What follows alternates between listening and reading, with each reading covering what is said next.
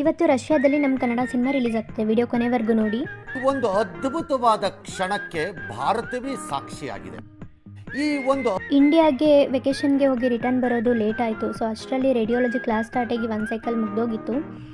ಇಲ್ಲಿ 100% ಅಟೆಂಡೆನ್ಸ್ ಇರೋದ್ರಿಂದ river clear ಮಾಡೋಕ್ಕೆ ಅಂತ ಹಾಸ್ಪಿಟಲ್ಗೆ ಹೋಗಿದ್ದೆ. ಅಲ್ಲಿ ಹೋಗಿ ಸೆಕೆಂಡ್ ಪೇರ್ ಹಾಕ್ಕೊಂಡು ಟೀಚರ್ ಎಲ್ಲಿದ್ದೀರಾ ಅಂತ ಹುಡುಕಿ ರಿವರ್ ಕ್ಲಿಯರ್ ಮಾಡಿಕೊಂಡು ರಿಟರ್ನ್ ಬರಬೇಕಿದ್ರೆ ನನಗೆ ಕಾಣಿಸಿದ ಕ್ಯೂಟ್ ಕಪಲ್ಸ್ ಇವರು.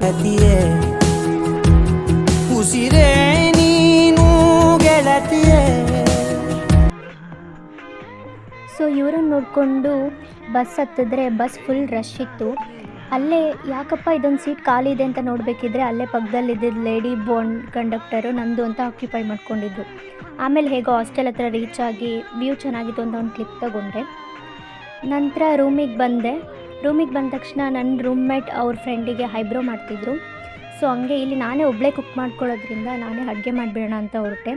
ಮಧ್ಯಾಹ್ನ ಲೆಕ್ಚರ್ ಇದ್ದಿದ್ದರಿಂದ ಲೆಕ್ಚರಿಗೆ ಸ್ನ್ಯಾಕ್ಸ್ ಬೇಕಲ್ವ ಅಂತ ಸ್ನ್ಯಾಕ್ಸ್ ತಗೊಂಡು ನಮ್ಮ ನಡೆ ಲೆಕ್ಚರ್ ಕಡೆ ಅಂತ ಹೊರಟೆ.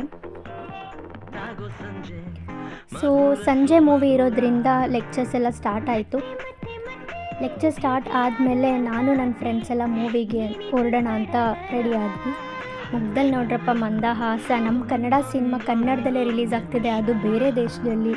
ಅಂದರೆ ಸೀರಿಯಸ್ಸಾಗಿ ನಾವು ಮಿಸ್ ಮಾಡ್ತೀವ. ಸೊ ನಾವು ಮೂವಿ ನೋಡೋಕ್ಕೆ ಅಂತ ಹೊರಟ್ವಿ.